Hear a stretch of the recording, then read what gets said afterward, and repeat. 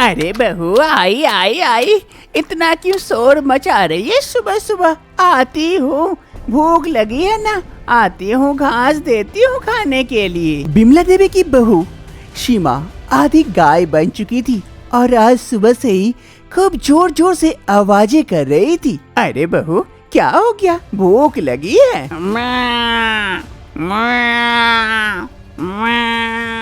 अरे ये क्या? ये तो देख के नहीं लग रहा है कि भूख वाली आवाज है, लग रहा है कोई तकलीफ है। क्या है बहू, कोई दिक्कत हो रही है क्या? तेरी ये हम्बा हम्बा की आवाज सुन मैं कैसे समझूं? बिमला देवी अपनी बहू सीमा जो आधी गाय बन चुकी थी उसकी बातें समझने की कोशिश कर रही थी, वही थी, लेकिन उसकी बहू छटपट छटपट किए जा रही थी और जोर जोर से शोर किए जा रही थी। तभी वहाँ पर प्रसाद आता है, बिमला देवी का बेटा। अरे माँ, क्या हो गया?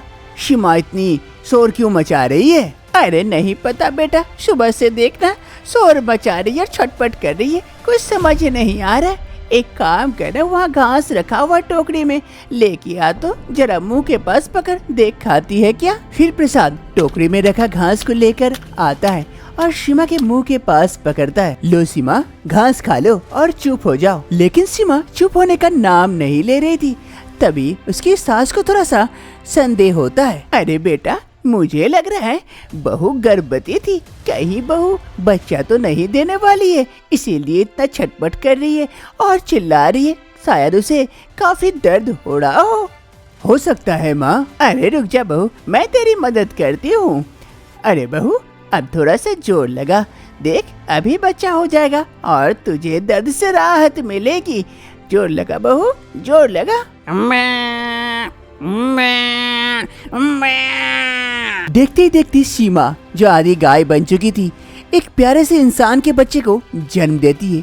ये देखकर सास काफी आश्चर्यचकित हो जाती है, साथ ही उसका पति भी। अरे ये क्या? देख बेटा, गाय बहू ने इंसानी बच्चे को जन्म दिए। अरे ये तो आश्चर्य वाली बात है। अब क्या होगा? इसका पालन पोषण कैसे होगा? कैसे करेंगे हम इसका पालन पोषण? इसकी माँ तो गाय बन चुकी है, क्या करे बेटा अब? आखिर सीमा आधी गाय कैसे बन जाती है? क्या सीमा वापस से कभी ठीक हो पाएगी? इस बच्चे का पालन पोषण कैसे होगा? जानने के लिए कुछ समय पहले चलते हैं। कुछ समय पहले की बात है, प्रसाद और सीमा एक दूसरे से प्यार करते थे। सो आज मंदिर में जाकर शादी करके प्रसाद सीमा को अपने घर लेके आता है। अरे सीमा, ये देखो हमारा घर आ गया। अभी देखो माँ को आवाज लगाता हूँ, माँ देखना तुम्हें देखकर काफी खुश हो जाएगी। माँ माँ माँ, जल्दी बाहर आओ, देखो मैं तुम्हारे लिए क्या लेके आया हूँ। प्रसाद की आवाज सुन उसकी माँ बिमला देवी घर से बाहर आती है और प्रसाद को एक लड़की के साथ देखकर समझ जाती है। अरे माँ, देखो मैं तुम्हारे लिए क्या लेके आया हूँ। अरे बेटा, मैं देख के ही समझ गई, ये मेरी बहू है। कितनी प्यारी और सुंदर बहू लेके आया है। अरे बहू को बाहर क्यों रखा है अभी तक? घर के अंदर लेके चल। आओ बहू, घर के अंदर आओ। बिमला देवी को अपनी बहू सीमा काफी पसंद आती है। बिमला देवी अपने बेटे बहू को घर के अंदर लेके जाती है। शादी की दूसरी सुबह सास बिमला देवी अपने कमरे में बैठी हुई थी। तभी उसकी बहू सीमा चाय लेकर पहुंचती है। माँ जी, ये लीजिए चाय आपके लिए। अरे बहू, तुझे बनाने की क्या आवश्यकता थी? मुझे कह देती, मैं बना के लेके आता। अभी तेरी नई नई शादी हुई है, अभी अगर सारा भार अपने सर पर ले ली तो कैसे चलेगा? अरे कोई बात नहीं है माँ जी, अब आपके आराम के दिन है, अब आप आराम कीजिए। आपकी बहू आ गई है, मैं आपका सारा काम कर दूंगी और मैं गुस्साऊंगी भी नहीं। अरे वाह वाह बहू, तू तो बहुत अच्छा बात बनाती है। वैसे माँ जी, दोपहर के लिए खाने में क्या बनाऊं? अरे बहू, तुझे जो पसंद है सो बना दे, मुझे सब पसंद है। ठीक है माँ जी, मैं अपने पसंद की कोई सब्जी बना देती हूँ और चावल, आपको खूब पसंद आएगी। ये कहते हुए सीमा वहाँ से चली जाती है और इधर सास बिमला देवी। अरे मैंने बहुत पुण्य किए थे कि मुझे ऐसी बहू नसीब हुई है। कितनी प्यारी है और कितना अच्छा बात करती है। ऐसे ही कुछ महीने बीत जाते हैं। एक रोज सीमा को पता चलता है कि वो गर्भवती हो गई है। वो कमरे में बैठी थी, तभी उसका पति प्रसाद आता है। अरे सीमा, यहाँ बैठकर क्या कर रही हो? अरे प्रसाद, आप आ गए। आपसे कुछ जरूरी बातें करनी थी मुझे। कैसी जरूरी बातें, बताओ। प्रसाद, मैं गर्भवती हूँ। अरे ये तो बहुत बड़ी खुशखबरी की बात है। माँ को बताई? मैं अभी बता के आता हूँ। प्रसाद, आप पागल हो गए हैं क्या कि माँ को बताने जा रहे हैं? मुझे ये बच्चा नहीं चाहिए। सीमा, ये क्या कह रही हो तुम? तुम्हें ये बच्चा नहीं चाहिए? लेकिन ऐसा क्यों? अभी अभी तो हमारी शादी हुई है और अगर ये बच्चा हो गया तो मेरा फिगर खराब हो जाएगा और मैं नहीं चाहती कि अभी मैं बच्चा लूँ। अभी मैं उस बच्चे को संभाल भी नहीं सकती, तो मैं नहीं चाहती कि ये बच्चा लूँ। आगे जाके 1-2 साल बाद मैं लूंगी, अभी नहीं। लेकिन सीमा, हमारा बच्चा तो ऊपर वाले की देन है। अगर तुम बच्चे को गिराती हुई है तो पाप है। नहीं प्रसाद, पाप पुण्य कुछ नहीं होता। आपके इस चक्कर में मेरा फिगर खराब हो जाएगा, मेरी जिंदगी खराब हो जाएगी। मैं नहीं चाहती इस बच्चे को लेना। अरे सीमा, माँ को ये बात पता ना चले। माँ को बहुत ही दुख पहुँचेगा। आगे तुम्हारी जैसी इच्छा सो करो। ये क्या तुम्हें प्रसाद दुखी होकर वहाँ से चला जाता है। और इधर सीमा, प्रसाद, अभी तुम गुस्सा हो, 1-2 दिन में मान जाओगे, लेकिन अगर ये बच्चा हो गया तो मेरी पूरी जिंदगी खराब हो जाएगी। नहीं, मैं इस बच्चे को नहीं ले सकती। मैं कल ही जाकर एबॉर्शन करवा लूंगी। सुबह का वक्त हो रहा था। सास बिमला देवी बाहर खटिया पर बैठकर चाय पी रही होती है। तभी उसकी बहू सीमा बैग लेकर घर से निकलती है। सास बहू को देखकर, अरे बहू, सुबह सुबह कहाँ जा रही हो बैग लेकर? अरे माँ जी, वो थोड़ा सा अस्पताल जा रही थी। अरे बहू, तेरी तबीयत वगैरह ठीक है ना? कहो तो मैं भी चलूं साथ में। अरे नहीं माँ जी, मैं जाऊंगी, चेकअप करवा के आ जाऊंगी शाम तक। मैं अकेले चली जाऊंगी। ये कहते हुए सीमा वहाँ से चली जाती है। और इधर सास, अरे बहू तो ठीक ठाक दिख रही थी, लेकिन अचानक से अस्पताल क्यों? क्या दिक्कत हो गई? अरे हाँ, कहीं इस घर में खुशखबरी तो नहीं आने वाली है, इसीलिए बहू जा रही है चेकअप करवाने के लिए। बहुत ही जल्द खुशखबरी मिलेगी।